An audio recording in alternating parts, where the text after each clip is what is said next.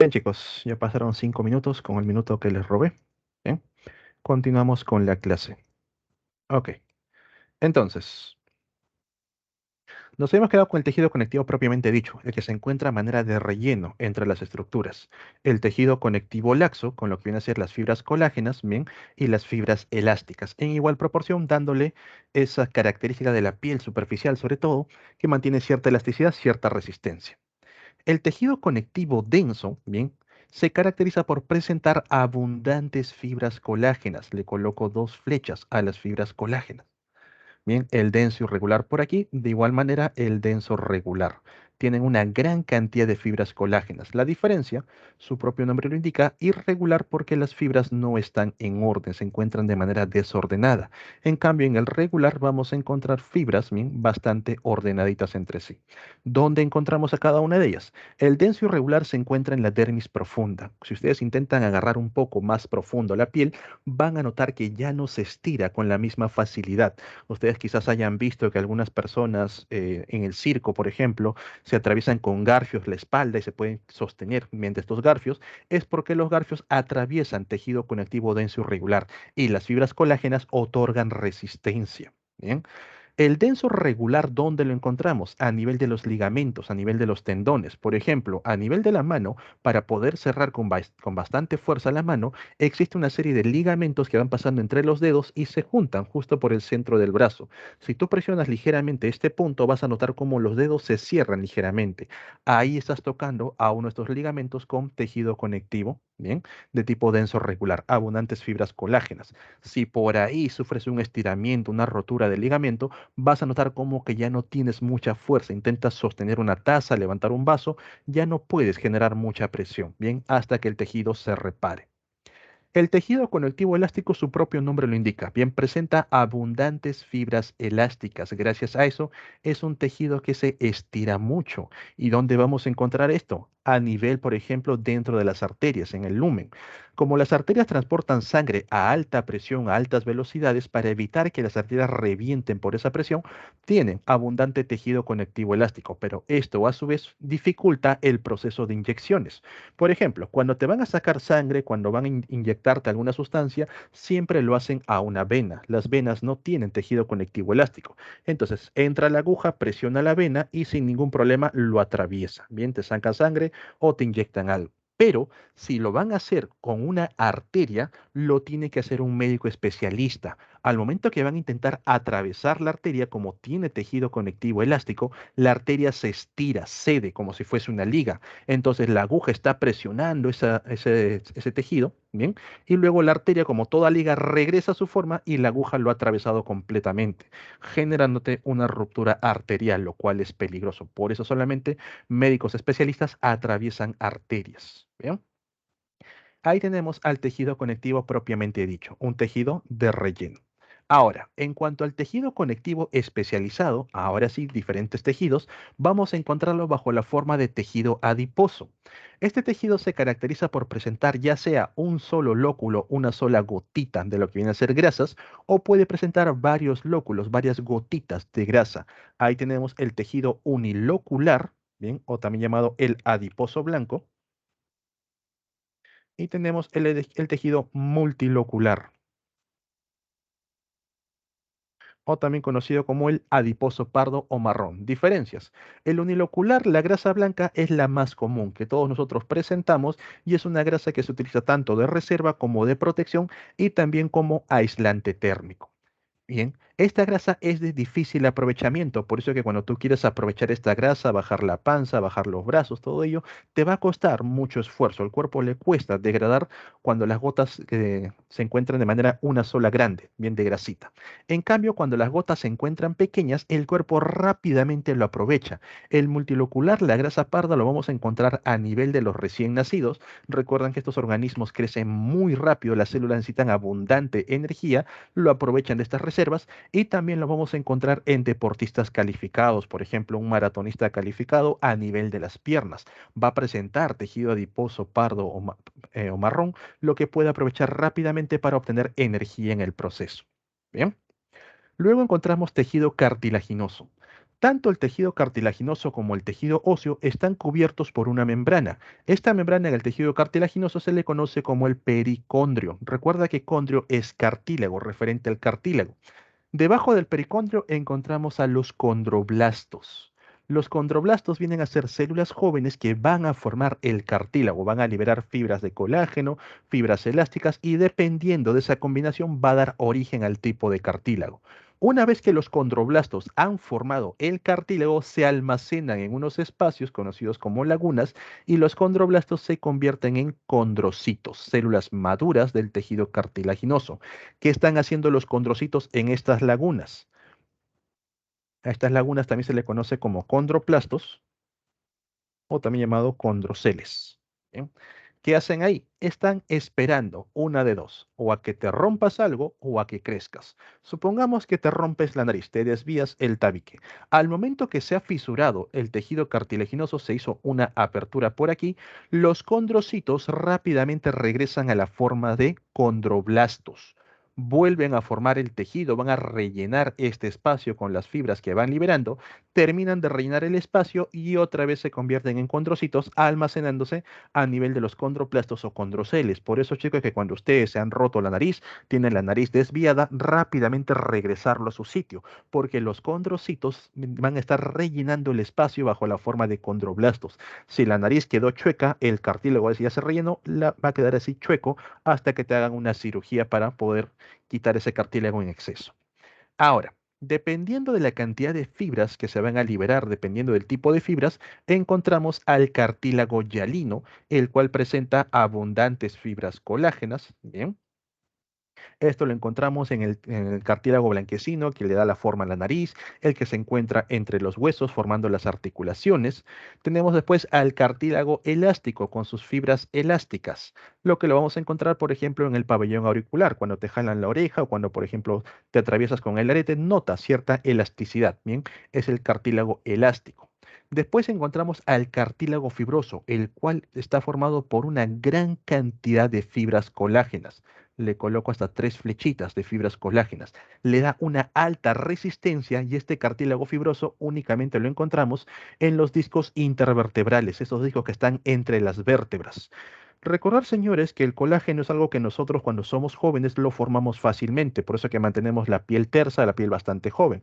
Pero a medida que vas envejeciendo, el colágeno ya difícilmente se forma. Como entonces queda tejido conectivo elástico, fibras elásticas, es por eso que la piel empieza a colgar. Lo mismo ocurre a nivel de las vértebras. El colágeno de los discos intervertebrales se va perdiendo y por eso que las vértebras van estando cada vez más juntas. Tú notas que tus abuelos en fotos de jóvenes, de adultos, han sido bastante altos, pero a medida que envejecen, poco a poco se van encorvando, van reduciendo el tamaño. El cartílago fibroso que está presente en los discos intervertebrales es el único que no tiene pericondrio, no lo requiere. Bien, es el único que no presenta pericondrio. Ojo con ese dato. Bien. Al igual que tenemos la formación de tejido cartilaginoso, también vamos a encontrar la formación de tejido óseo y de la misma manera presenta una membrana que la recubre y la rodea. En el caso del cartilaginoso, el pericondrio. En el caso del tejido óseo, el periostio o periosteum en inglés. Bien, es una membranita que tiene presencia de vasos sanguíneos y se encarga de nutrir a dicho tejido. Cuando ustedes han roto un huesito, cuando están comiendo su huesito de pollo, el hueso de algún animal que lo han cortado, van a notar que el hueso presenta dos zonas. Una zona conocida como el hueso esponjoso, bastante poroso, ubicado hacia el centro, la parte de la médula, y otra zona que se le conoce como el hueso compacto, bastante rígido. Este hueso compacto está formado por unas estructuras circulares concéntricas, bien hacia un solo centro, conocidas como ostionas. Le agregan la A, las ostionas. Al centro de estas ostionas vamos a tener al llamado conducto de Havers, por donde circula tejido sanguíneo y también tejido nervioso. Este conducto de Havers está rodeado por unas láminas concéntricas llamadas laminillas óseas, los cuales están conectados por unos espacios llamados canalículos óseos. ¿Bien? Entonces ahí tenemos a las laminillas óseas, lo que está de amarillo de manera concéntrica, y estas redes de color gris vienen a ser los canalículos óseos. En estos canalículos óseos vamos a encontrar unos espacios oscuros que representan al osteocito, pero no son el osteocito. Estos son osteoplastos o también llamados osteoceles. Así como existen los condroplastos y los condroceles, también están los osteoplastos u osteoceles, centros donde van a almacenarse los osteocitos. ¿Y qué hace ahí el osteocito? Espera a una de dos, o a que crezcas o a que te rompas algo. Supongamos que te rompes la pierna, tienes una fisura. Al momento que se hace una fisura, el osteocito regresa a la forma de osteoblasto. Bien, ya se han dado cuenta, cada vez que tiene el sufijo blasto es una célula joven, formadora de algo. Condroblasto, célula joven, formadora de cartílago. Osteoblasto, célula joven, formadora de tejido óseo. Entonces, el osteocito que estaba dentro del osteoplasto o osteocele regresa a la forma de osteoblasto, rellena el hueso, profe, ¿cómo? Si al igual que las otras células libera fibras cartilaginosas, perdón, libera fibras de colágeno, fibras elásticas. ¿Cómo es que se forma el hueso y no se forma cartílago? Es cierto, los osteoblastos van a liberar igual fibras colágenas, fibras elásticas, pero para que estas fibras puedan endurecerse y formar hueso en lugar de cartílago, junto con las fibras se libera una hormona conocida como la osteocalcina. La osteocalcina permite que estas fibras puedan capturar minerales de calcio, carbonato de calcio, fosfato de calcio, y gracias a eso se endurece. Entonces, todas las fibras que va liberando el osteoblasto empiezan a endurecerse y la osteocalcina, como trabaja un poco en exceso, rellena un poco de más, endurece más fibra. Una vez que el osteoblasto ya llenó toda la fisura, regresa a la forma de osteocito, bien, una célula ya madura, y el osteocito se almacena en los osteoblastos u osteoceles. ¿Qué ocurre con este exceso? No puede estar presente porque va a generar daño. Si por ahí tenemos un exceso que genera presión sobre un nervio, sobre un vaso sanguíneo, el organismo no se desarrolla correctamente. Ahí interviene un tercer tipo de células, conocidas como osteoclastos. Los osteoclastos no son nada más y nada menos que macrófagos. Bien, van a degradar a estos minerales en exceso. Los osteoclastos empiezan a pulir esta parte del hueso para que quede como se encontraba antes de la herida. De esa manera el hueso recobra la forma normal y continúa con su desarrollo. ¿Bien? Entonces, chicos, no olvidar, los blastos, condro y osteo son los que van a formar el tejido. El cito ya es la célula madura, la que se almacena dentro del tejido. Condrocito, osteocito. ¿Dónde se almacena? En los condroplastos o en los osteoplastos, también llamados condroceles u osteoceles. ¿Para qué? Esperando a que crezcas o a que te rompas algo. Una vez que te rompes algo, una vez que inicias el proceso de crecimiento, los osteocitos regresan a la forma de osteoblastos. Los condrocitos regresan a la forma de condroblastos. Bajo la forma de blastos, forman el nuevo tejido, terminan de hacerlo y otra vez se almacenan bajo la forma de citos. Bien, entonces tener mucho cuidado en eso en cuanto al tejido cartilaginoso, en cuanto al tejido óseo. Por último, tenemos al tejido sanguíneo. Si ustedes les han sacado una muestra de sangre y esta muestra de sangre lo llevan a un tubo de ensayo, van a notar que toda su sangre se separa en tres capas. La capa más superficial, la menos densa, la más ligera, se le conoce como el plasma sanguíneo y está formado principalmente por agua junto con otros minerales. ¿Sí? Está la presencia de agua, los minerales también conocidos como iones y algunas sustancias de reserva como azúcares, proteínas, algunos lípidos.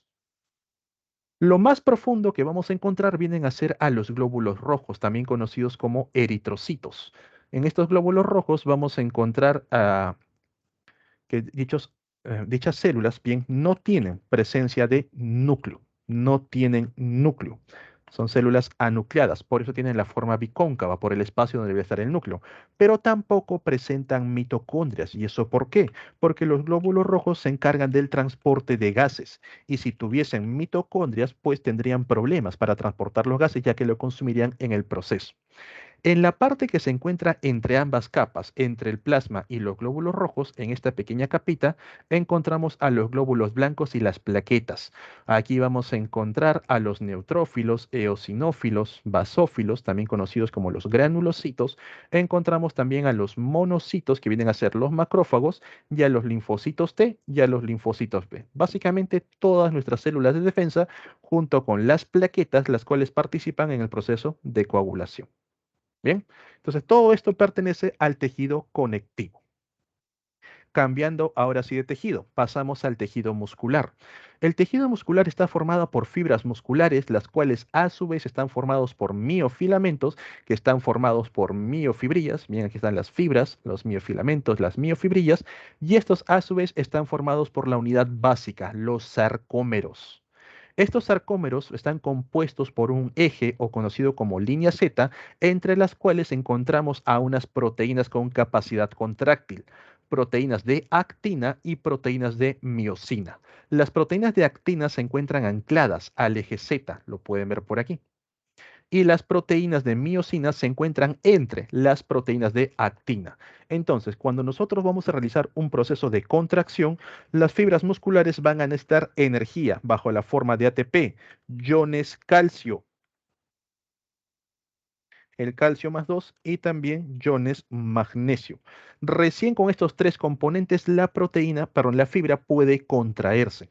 Por eso que el tejido muscular como única característica presenta la llamada contractibilidad.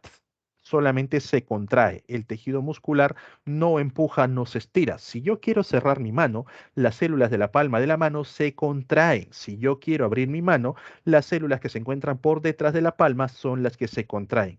El tejido muscular no estira, no empuja, únicamente se contrae, donde las fibras de actina y de miosina quedan solapadas unas sobre otras. ¿Bien? En cuanto a la clasificación del tejido muscular, este se clasifica primero en dos. Tenemos al tejido muscular de tipo estriado, llamado así por la presencia de estrías en su superficie, y tenemos al tejido muscular de tipo liso, el cual no presenta estrías. ¿Bien? Ahí. El estriado a su vez se va a subdividir en dos. El tejido muscular estriado esquelético que se une a los huesos y el tejido muscular estriado cardíaco. El liso es uno solo. ¿Bien? Entonces, observamos de cerca, aquí están la presencia de las estrías, estas pequeñas líneas, bien, aquí también, bueno, no se visualizan correctamente, hay unas líneas formando las estrías, y la diferencia entre ambos tiene que ver con la forma de las células. Número uno, en el tejido muscular estriado esquelético, los núcleos, bien, son ovalados y están de posición periférica, pueden ser varios, vean, tiene varios núcleos de posición periférica, de posición superficial. En cambio, en el estriado cardíaco son núcleos más redondos, son solamente uno o a lo mucho dos de posición central, únicamente ubicados en el centro. Esa es la diferencia básica entre ambos. En cuanto a las funciones, el tejido muscular esquelético es un tejido que nosotros movemos a voluntad, tenemos control. En cambio, el tejido muscular cardíaco no tenemos voluntad sobre él, se mueve completamente solo, es involuntario, es de movimiento rápido y sostenido, es constante, no se detiene. ¿Bien? ¿Qué ocurre con el liso? A nivel del tejido muscular liso no vamos a encontrar estas líneas, estas estrías. Son células alargadas o fusiformes de un solo núcleo de posición central. El tejido muscular liso también es involuntario, no tienes control sobre él. Lo encontramos únicamente a nivel del sistema digestivo y se encarga del movimiento peristáltico.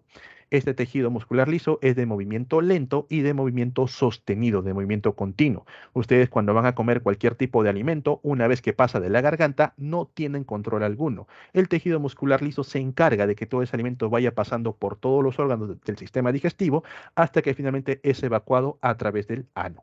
Bien, entonces esto viene a ser la clasificación en cuanto al tejido muscular, estriado esquelético cardíaco y el tejido muscular liso. Por último, llegamos al tejido nervioso. Al igual que el tejido muscular presenta una sola característica, que es la contractibilidad, el tejido nervioso presenta dos. Uno, la capacidad de responder frente a los estímulos. ¿Con qué nombre se le conoce a eso? ¿Cuáles, chicos? Participen en algo un poquito. Irritabilidad. Correcto, la irritabilidad, la capacidad de responder frente a los estímulos y la capacidad de pasar esa respuesta de una célula a otra. A eso se le conoce como conductibilidad. Bien, entonces son dos características básicas del tejido nervioso. Por eso se dice que el tejido nervioso es el tejido más desarrollado que existe. Dentro del tejido nervioso vamos a encontrar dos tipos de agrupaciones celulares. Unas conocidas como neuronas, que son las principales, y otras conocidas como neurogles, que son accesitarias, que van a apoyar a las neuronas. Cuando observamos la estructura de una neurona, vamos a notar la presencia de un cuerpo o soma que tiene una forma estrellada, como si fuese un huevo estrellado, y la presencia de una estructura larga conocida como el axón o también la colita, ¿bien? También llamada la fibra nerviosa. Aquí, el axón. Vamos a encontrar que finalizando el axón, en el terminal axónico, hay presencia de unos botones terminales o también llamados botones sinápticos. A nivel del cuerpo soma, estas extensiones se le conoce como dendritas y se encargan de poder recibir el estímulo o el impulso nervioso a partir de otra célula. El cuerpo soma también puede generar su propio estímulo nervioso, el cual se transporta a través del axón. Por aquí viaja el impulso nervioso hasta llegar a los botones terminales. Estos botones terminales van a realizar un evento conocido como sinapsis, mediante el cual estimulan a que otra neurona forme su propio impulso nervioso. Este botón terminal bien se puede conectar con las dendritas de otra neurona, se puede conectar con el cuerpo o soma de otra neurona o lo puede hacer con el axón. Con cualquiera de esos tres puede realizar sinapsis. Un botón terminal jamás va a conectarse con otro botón terminal. No ocurre sinapsis entre estos dos. A nivel del axón también vamos a encontrar que algunas neuronas desarrollan unas estructuras conocidas como las vainas de mielina. Estas vainas de mielina permiten que el impulso nervioso viaje mucho más rápido. Estas vainas de mielina van a dejar un espacio entre ellas conocidas como los nodos o nódulos de Rambier. A través de los espacios es ahí donde va a circular el impulso nervioso. Bien, entonces mientras más vainas de mielina tenga una neurona, el impulso nervioso viaja mucho más rápido. ¿Qué ocurre con las neuroglias? Cuando nosotros observamos el desarrollo del sistema nervioso, o básicamente del tejido nervioso desde la parte embrionaria, vamos a notar que todo esto se desarrolla desde la capa más externa, el llamado ectodermo. Todas las células surgen de ahí, a excepción de una de ellas, a excepción de las microglias. Las microglias surgen de una capa conocida como el mesodermo. Profe, ¿y eso por qué? Porque las microglias son macrófagos, son células de defensa. Los macrófagos, cuando cambian de un tejido a otro, cambian de nombre, cambian de forma. En el caso de los macrófagos que están formando parte del tejido nervioso, se llaman microglias. Función principal, por supuesto, la básica, defensa. Se encargan de la defensa. Aquí también vamos a encontrar a los astrocitos. Los astrocitos se encargan tanto del mantenimiento como del sostén de las neuronas, ya que van a ayudar a posicionar a las neuronas, ¿bien? Y también se encargan de su nutrición. Vamos a colocarlo así como nutrición, ¿bien? Ya que se adhieren a los vasos sanguíneos y pueden transportar las sustancias nutritivas que las neuronas requieren. Luego encontramos a las células ependimarias. Estas células ependimarias van a revestir los espacios donde van a estar sujetas las neuronas. Espacios como por ejemplo dentro del cráneo o por ejemplo dentro de las vértebras. Revisten todo ello. Por último, encontramos a los oligodendrocitos y a las células de Schwann. Ambos son los encargados de formar las vainas de mielina. ¿Cuál es la diferencia si los dos forman lo mismo? El lugar donde lo forman. Los oligodendrocitos lo van a formar en el sistema nervioso central, quiere decir a nivel del encéfalo, a nivel de la columna, a nivel de la médula, mientras que las células de Schwann lo forman en el sistema nervioso periférico, quiere decir a nivel de los nervios que van hacia el resto del cuerpo. Bien, oligodendrocitos, encéfalo, médula espinal, lo que está por la columna, células de Schwann, los nervios que van hacia el rostro, van hacia el resto del cuerpo. Recordar que las células nerviosas, bien como se van a agrupar una a continuación de otra, no están pegadas entre sí, no existe continuidad. Hay un pequeño espacio donde ocurre la sinapsis, por lo que se dice que existe contigüidad. Son células contiguas, bien, dejando un pequeño espacio entre sí. Bien. Ok, chicos, todo esto es lo referente a la parte de tejidos. Vamos rápidamente a lo de nutrición para que no nos gane el tiempo. Y pues entender que la nutrición son los procesos que involucran a los seres vivos la obtención tanto de materia como de energía. A nivel de la naturaleza existen dos eventos de nutrición, la llamada nutrición autótrofa, donde los organismos son capaces de poder fabricar sus propios componentes orgánicos.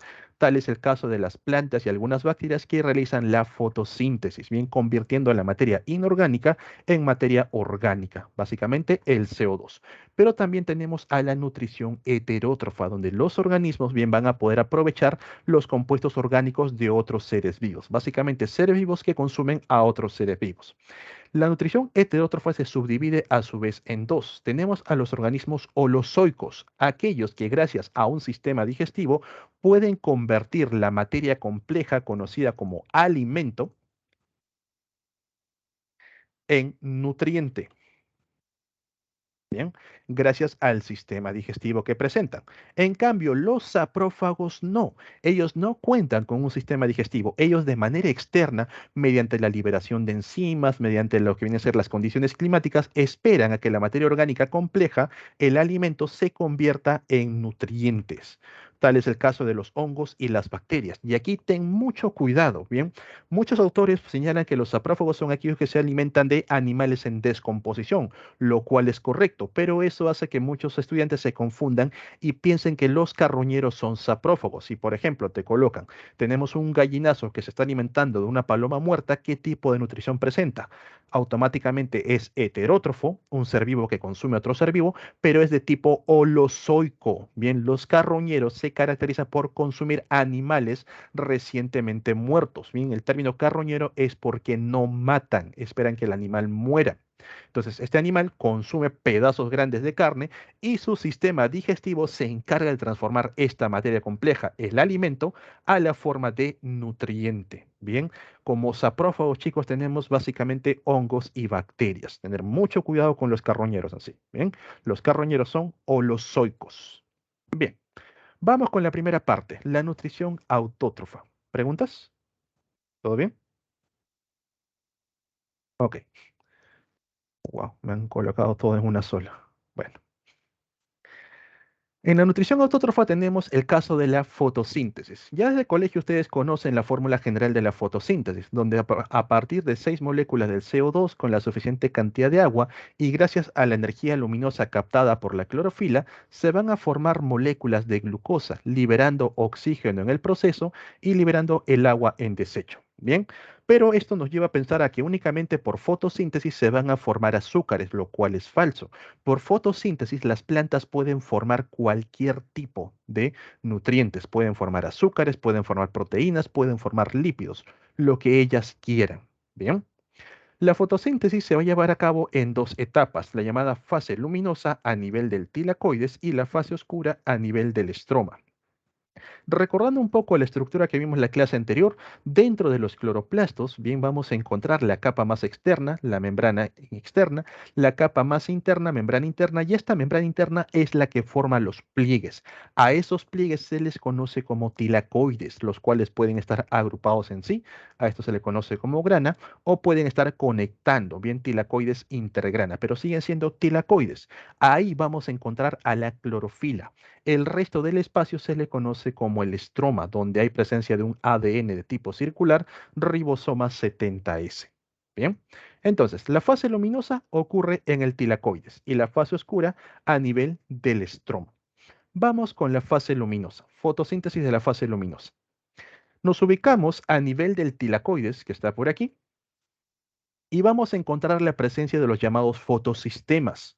Las plantas modernas presentan dos fotosistemas, el fotosistema 1, que lo desarrollaron todas las plantas, y el fotosistema 2, que lo tienen las plantas modernas, que sirve de apoyo al fotosistema 1. Bien, ambos fotosistemas reaccionan a la presencia de luz.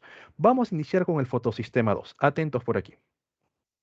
Entonces, cuando llega la luz al fotosistema 2, este gana suficiente energía para poder romper una molécula de agua. Al momento que se separa la molécula de agua, lo hace bajo la forma de hidrógeno, bajo la forma de oxígeno. A este proceso, donde utilizamos la energía luminosa para romper una molécula de agua, se le conoce como la fotólisis del agua. Vamos a romperlo con la energía del agua. Nos damos cuenta, bien, que en lugar de formar hidrógenos, se acaban de formar iones hidrógeno, que significa que los hidrógenos han perdido electrones. ¿Dónde están esos electrones? El fotosistema 2 se los acaba de robar. Bien, entonces cuando ocurre fotólisis del agua, se rompe la molécula de agua, el oxígeno se libera como sustancia de desecho y los electrones del hidrógeno han sido capturados por el fotosistema 2. Este fotosistema 2 va a enviar esos electrones al fotosistema 1. Para ello, emplea una serie de proteínas que forman en conjunto la cadena transportadora de electrones. Entonces, pasa los electrones en orden, chicos, a la plastoquinona, al complejo citocromo BF, a la plastocianina y finalmente llega al fotosistema 1. Cuando los electrones van pasando de una proteína a otra, se genera un flujo de electrones. Esto permite activar al citocromo BF. ¿Y qué hace el citocromo BF? Captura iones hidrógeno del estroma y los introduce al tilacoides. Bien, por aquí ya empezamos a bombear iones hidrógeno.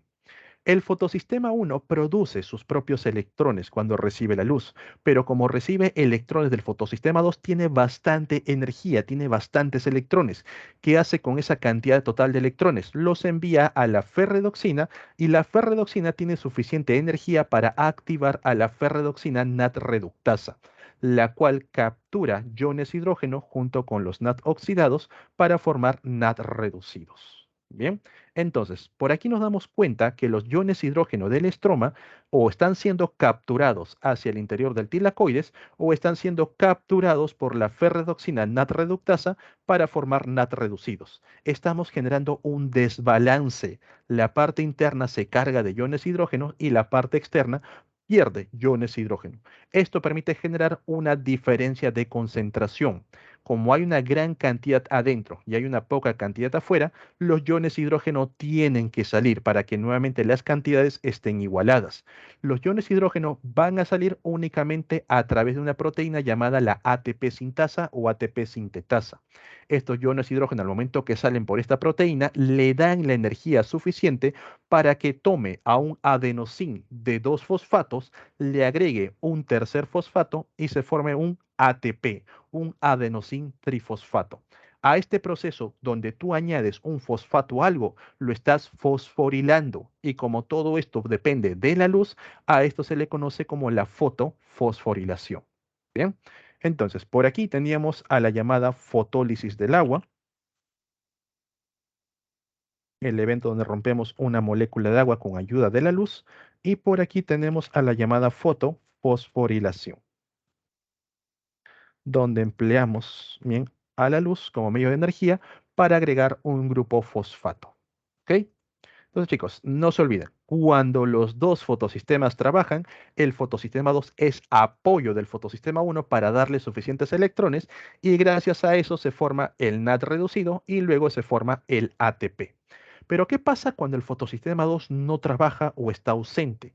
Cuando las plantas primitivas solamente tienen el fotosistema 1. El fotosistema 1 puede formar sus propios electrones, no tiene ningún problema con ello. Entonces recibe la luz, genera sus propios electrones y esos electrones se los envía a la ferredoxina, pero son muy pocos. ¿Qué hace la ferredoxina? No puede activar a la NAT-reductasa. La ferredoxina reenvía los electrones al complejo citocromo BF. Este complejo, como ha recibido electrones, se activa e introduce iones hidrógeno. Bien. Estos electrones luego pasan a la plastocinina y regresan al fotosistema 1, de tal manera que los electrones están circulando de manera cíclica, se recuperan.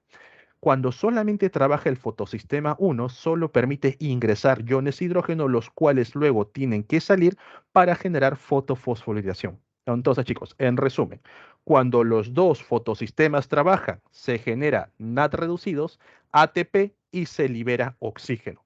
Pero solo cuando el fotosistema 1 está trabajando, está solamente él, únicamente generamos ATP.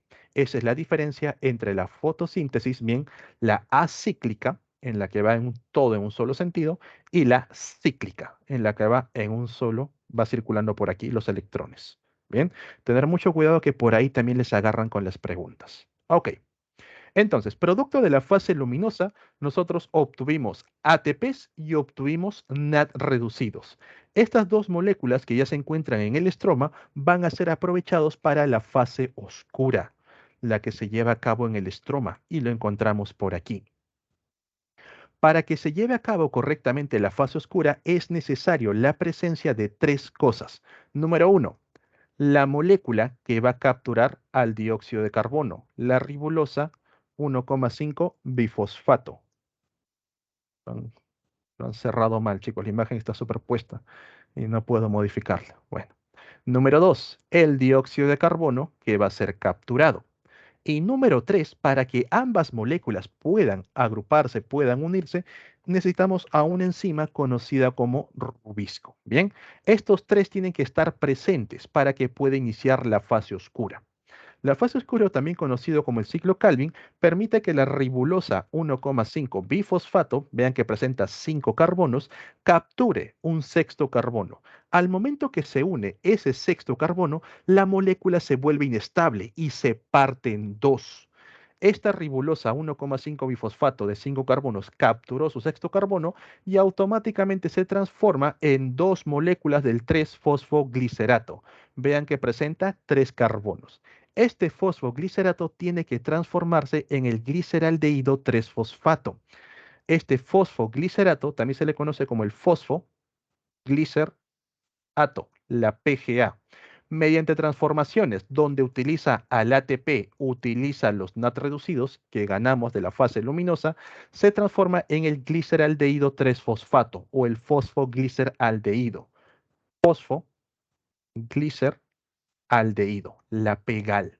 La PEGAL es una molécula muy importante porque es la molécula que decide los carbonos que se fueron capturados hacia dónde van a ir. La PEGAL puede enviar esos carbonos por la vía de las pentosas para formar ribulosa, puede enviarlo por la vía de las hexosas para formar glúcidos, la vía de los aminoácidos para formar proteínas o formar ácidos grasos, formar glicerinas para formar lípidos. Por eso les decía que por fotosíntesis podemos formar cualquier compuesto. Bien, las plantas pueden formar no solamente azúcares, también proteínas y lípidos. ¿Quién determina eso? La PEGAL, el fosfogliceraldehído. Entonces, los carbonos que fueron capturados van a ser enviados a cualquiera de esas vías. El resto de los carbonos, ¿qué ocurre? Tienen que ser reconstituidos para nuevamente formar ribulosa 1,5 bifosfato para mantener todo el ciclo. Bien, ahora chicos, atentos por aquí con los cálculos matemáticos que también les van a preguntar. En este caso, para poder formar una glucosa, si se llama por todo el ejemplo, se necesitan 6 moléculas de ribulosa para capturar 6 moléculas de CO2 y en total, en todo el proceso, bien, para poder transformar esos 6 carbonos, nosotros hemos gastado 12 ATPs por aquí, 6 ATPs por acá, hemos gastado 18 ATPs. ¿Qué más? Hemos gastado 12 NAT reducidos.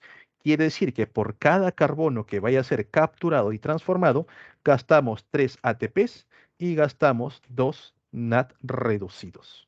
Bien, entonces, si por ahí me preguntase, quiero formar una pentosa, ¿cuántos ATPs necesito? La pentosa está formada por 5 carbonos, automáticamente 15 ATPs y serían 10 NAT reducidos. Quiero formar una heptosa, 7 carbonos, 21 ATPs y 14 NAT reducidos. No se olviden de esta conversión que ocurre a nivel de la fase oscura. Bien, entonces las tres importantes, ribulosa 1,5, 2 veces fosfatada, no confundirla con la que tiene un solo fosfato, dióxido de carbono y rubisco. La rubisco es muy importante porque sin rubisco la ribulosa no se junta con el dióxido de carbono. Una vez que se juntan, ¿qué forman? La PGA, el fosfoglicerato, el cual tiene que transformarse en fosfogliceraldehído para recién ahí enviar a los carbonos capturados. Capturaste 6, los 6 van a salir. Bien, los envía a cualquiera de las vías orgánicas. ¿Qué pasa con el resto de los carbonos? Reforma a la ribulosa 1,5 bifosfato. Bien. Ok chicos, por aquí el tema de fotosíntesis. Recuerden que cualquier duda, cualquier consulta en la barra de chat o activan el micro sin ningún problema. En el caso de la respiración celular, bien, por respiración nosotros obtenemos energía, sí o sí. Esta respiración puede ser de tipo anaeróbica, que no requiere oxígeno. Ocurre a nivel del citosol y ustedes lo conocen con el nombre de glucólisis, bien. Y tenemos la respiración aeróbica que se lleva a cabo en el mitocondrias y para que el mitocondrias funcione necesita oxígeno. Así como la fotosíntesis tiene su fórmula, bien, para obtener lo que viene a ser azúcares, los mitocondrias también tienen su fórmula para obtener energía, donde cogemos a moléculas de azúcar, C6H12O6, una glucosa, más el suficiente oxígeno, suficiente agua, liberamos CO2 como molécula de desecho, liberamos agua también como desecho y obtenemos energía en los enlaces del ATP. Bien, entonces, cuando las células capturan azúcares, el primer evento que ocurre es glucólisis. Esta glucosa se divide para formar piruvatos. Ahí ya ganamos energía. Ahora, si nosotros tenemos oxígeno y hay mitocondrias, el piruvato ingresa al llamado ciclo de Krebs y luego a la cadena transportadora de electrones para darnos mayor cantidad de energía. Pero si no hay oxígeno, bien, el mitocondria se apaga, los piruvatos van a pasar a la vía de fermentación. La fermentación no aporta energía, sino que es una vía que nos permite reconstituir al piruvato, bien, ya sea en lactato o etanol. Entonces, chicos, vamos por aquí con la primera parte, la glucólisis. La glucólisis, también conocida como la vía de Enden-Meyerhof, ¿en qué consiste? Vamos a tomar una glucosa y mediante una serie de procesos vamos a formar dos piruvatos. ¿Tan simple? Sí. Una glucosa de 6 carbonos permite formar dos piruvatos de 3 carbonos cada uno. Producto de este proceso, nosotros hemos ganado 2 ATPs. Se dice 2 ATPs netos, ¿por qué? Porque gastamos 2, pero finalmente ganamos 4. Entonces, sumando y restando, 2 ATPs neto. Y a su vez hemos ganado 2 NAD reducidos. Estos NAD reducidos, chicos, donde lo vean, son tóxicos. Bien, así como tu ex. Y como todo tóxico, tienes que eliminarlo de alguna manera. Bien, entonces por glucólisis, la glucosa se rompe en dos piruvatos con dos ATPs netos y dos NAD tóxicos. Los tóxicos hay que eliminarlos de alguna manera. Si tenemos mitocondrias y hay oxígeno presente, mandamos a los tóxicos al sistema de lanzaderas y regresan a la forma oxidada, ya no generan daño. Pero si no hay mitocondrias o el mitocondrias está apagado, bien, estos tienen que ser reconstituidos directamente por fermentación. De una u otra manera tenemos que eliminar a estos tóxicos. Bien, chicos, borren a sus tóxicos o a sus tóxicas siempre. Entonces, veamos antes de pasar a ciclo de Krebs lo que viene a ser la fermentación.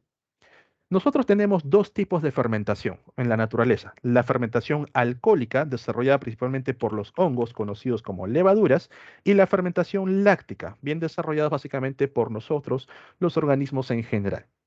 Todo parte nuevamente de la glucólisis. Tenemos a la glucosa con sus 6 carbonos, se desarrolla glucólisis y formamos dos piruvatos. Producto de eso, ganamos dos ATPs y ganamos dos tóxicos.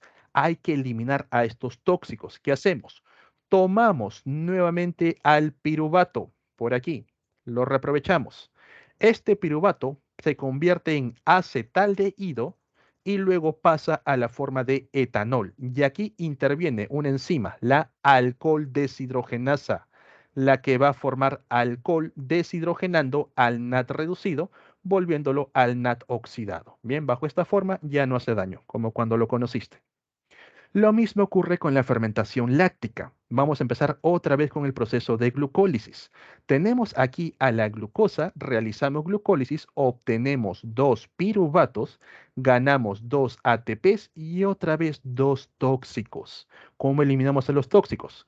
Cogemos otra vez al piruvato, ¿bien? Para formar alcohol, alcohol deshidrogenasa. Para formar lactato, lactato deshidrogenasa, la cual le quita los hidrógenos al NAD reducido y lo regresa a la forma oxidada. Bien, ya no hace daño. Este lactato va siendo liberado en nuestras células y se va acumulando. Ustedes han visto, por ejemplo, que cuando hacen mucho ejercicio, se ponen a barrer por primera vez su casa, los brazos rápidamente se le ponen duritos y parece que hubiesen hecho buen ejercicio. Pero esa dureza les dura un par de días y luego otra vez está todo flácido. ¿Por qué? El lactato, cuando se acumula a nivel de los tejidos musculares, luego pasa a sangre. A través de sangre llega al hígado, donde el lactato regresa a la forma de glucosa y otra vez pasa a sangre. Por eso es que los músculos poco a poco se van volviendo nuevamente flácidos hasta que otra vez generas más lactato. A este pequeño ciclo que ocurre aquí se le conoce como el ciclo de Cori. Bien.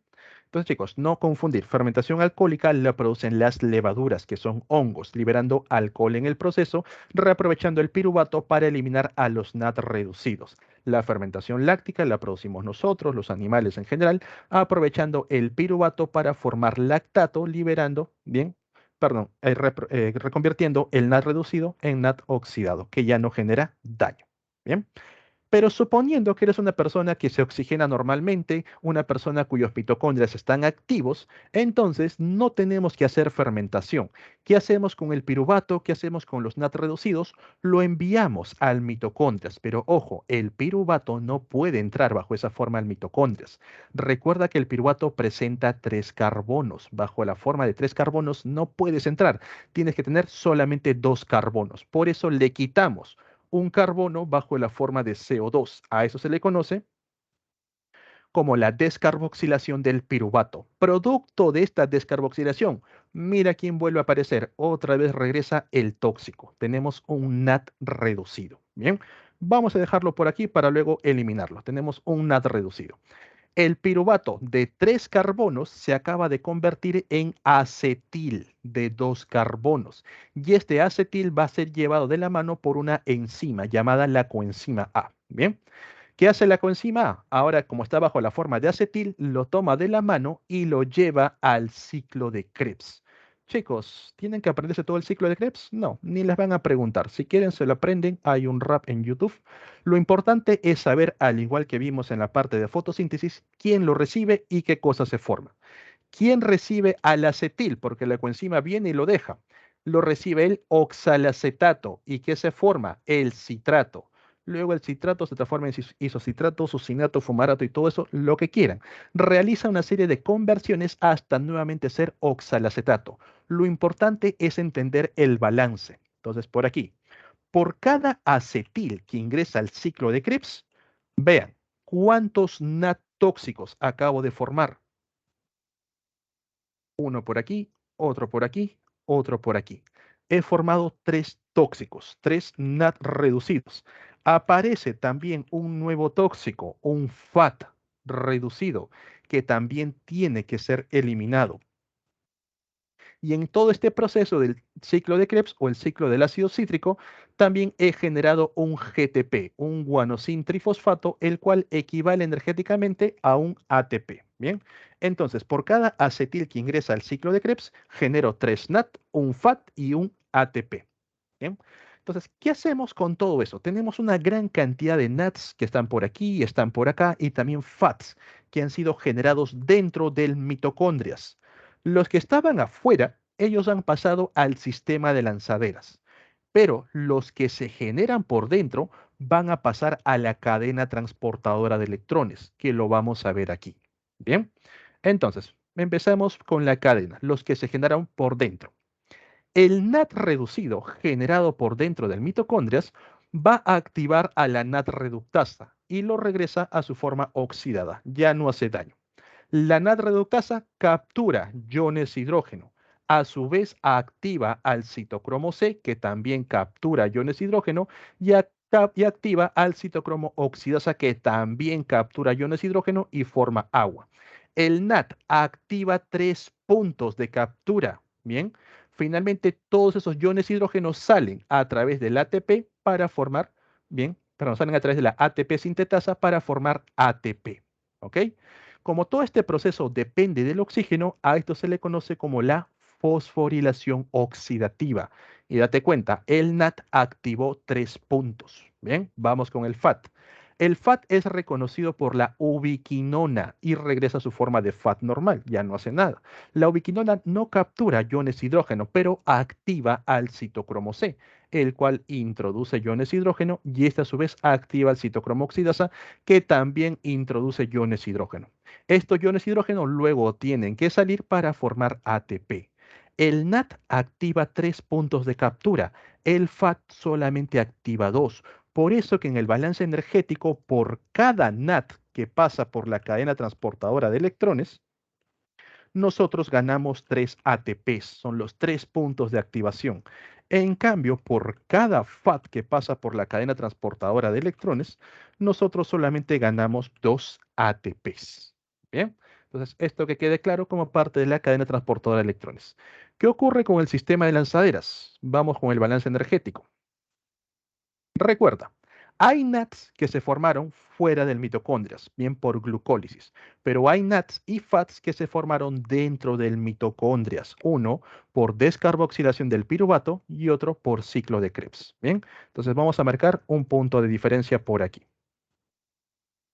El primer evento siempre va a ser glucólisis, donde la molécula de glucosa se transforma en 2 piruvatos, cada uno de 3 carbonos. Producto de esta transformación, nosotros ganamos 2 NAT. Aquí tenemos ya a 2 tóxicos. Pausa por ahí. Los piruvatos se van a transformar en acetil. Cada piruvato que se transforma en acetil me genera un NAT reducido. Como son 2 piruvatos que se van a transformar en 2 acetil, me están generando 2 NAT reducidos que están por aquí. Bien. El acetil ingresa al ciclo de Krebs. Por cada acetil, 3 NAT, un FAT, un ATP. Son 2 acetil que están ingresando, se produce el doble. 6 NAT, 2 FAT y 2 ATPs. Bien. Entonces, por este lado, por glucólisis, gané 2 ATPs. Por ciclo de Krebs, gané 2 ATPs. Ya tengo 4 ATPs en total. ¿Qué hacemos con los tóxicos? Hay que transformarlos en energía. Los NAT que se produjeron fuera del mitocondrias al sistema de lanzaderas. Si los NAT escogen la lanzadera del glicerol 3-fosfato, me van a dar 4 ATPs en total. Si los NAT escogen la vía de malato aspartato, me van a dar 6 ATPs en total. ¿Quién define eso? El problema. Te van a indicar. Se utiliza la vía de glicerol 3-fosfato, se utiliza malato aspartato o te dicen malato aspartato está fallada o está ausente, glicerol 3-fosfato está fallado o está ausente, o también te pueden decir queremos formar la mayor cantidad de energía, malato aspartato, la menor cantidad de energía, glicerol 3-fosfato. Bien, entonces estos NAT que se producen fuera del mitocondrias al sistema de lanzaderas, donde me pueden dar 4 o me pueden dar 6 ATPs. Los NAT y FAT que se produjeron dentro del mitocondrias van a pasar a la cadena transportadora de electrones, donde por cada NAT me dan 3 ATPs y por cada FAT me van a dar 2 ATPs. 2 NAT por aquí, por 3, tengo 6. 6 NAT por 3, 18. 2 FAT por 2, tengo 4. Total de ATPs que he generado dentro del mitocondrias, bien, tengo un total de 28 ATPs. 28 más el mínimo, 4. 32 más el máximo, 6. 34. Estos ATPs, bien, que se obtuvieron de los tóxicos, juntados con los 4 ATPs netos, por una glucosa que es convertida completamente en energía, yo puedo obtener como mínimo 36 ATPs, 32 más 4, o como máximo 38 ATPs. ¿De qué depende la diferencia? Del sistema de lanzaderas que emplea. Bien. Ok, chicos. Hasta aquí sería la clase por el día de hoy. Me disculparán por la velocidad. Saben que es un ciclo bastante rápido, bastante resumido, esperando que ustedes tengan base. ¿Tienen alguna duda, alguna consulta? ¿Algún punto que no se haya entendido? Tener mucho cuidado con los balances energéticos, ¿bien? Tener mucho cuidado con fotosíntesis y sobre todo también con lo que viene a ser ciclo de Krebs, porque estas son las preguntas típicas de San Marco. Te van a agarrar justo por ahí. Bien, chicos, si no tienen dudas, no tienen consultas, en pantalla estoy colocando las claves correspondientes a esta semana. De igual forma se los copio en la barra de chat. ¿Bien?